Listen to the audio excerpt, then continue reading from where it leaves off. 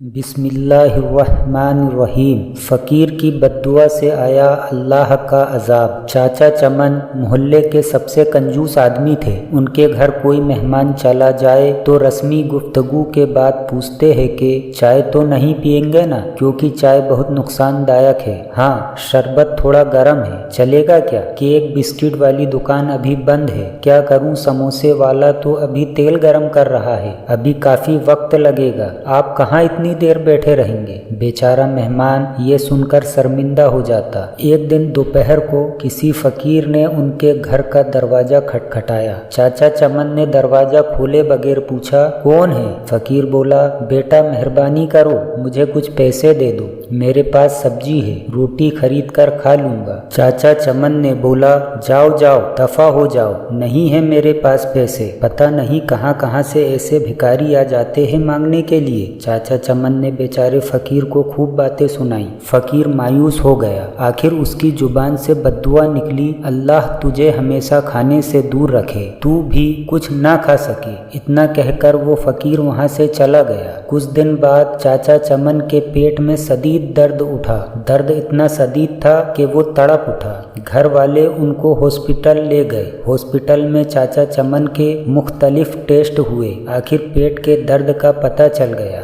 डॉक्टरों ने हिदायत दी कि 15-20 दिन तक हॉस्पिटल में ही रहना होगा ताकि मुकम्मल इलाज किया जा सके। हॉस्पिटल से जब घर वापस आए तो कमजोरी से निढाल थे। बहुत बुरा हाल था। कोई चीज हजम नहीं होती। दही भी खाते तो उल्टी हो जाती। डॉक्टर के पास जाते तो वो कहता कि शायद आपने बदपरहेजी की है। टेस्ट करवाते तो सब ठीक आता। दवा बाकायदगी से इस्तेमाल करने के बावजूद तबीयत संभलने में नहीं आ रही थी। रंग पीला पड़ गया था। थोड़ा सा खाने से भी उल्टी हो जाती। चाचा चमन की रातों की नींद उड़ चुकी थी। उनको मौत का खौफ होने लगा। सोचते सोचते उन्हें नींद आ गई। ख्वाब में देखा कि पुलाव की देग के पास बैठे हैं, वो सबको चावल बांट रहे हैं। सुबह उठकर चाचा चमन ने घर वालों को अपना ख्वाब सुनाया तो उन्होंने मशवरा दिया कि गरीबों को खाना खिलाओ। चाचा चमन ने बावर्ची को बुलाया और उससे पूछा कि पुलाव की 10 किलो की देग पर कितना खर्चा आएगा।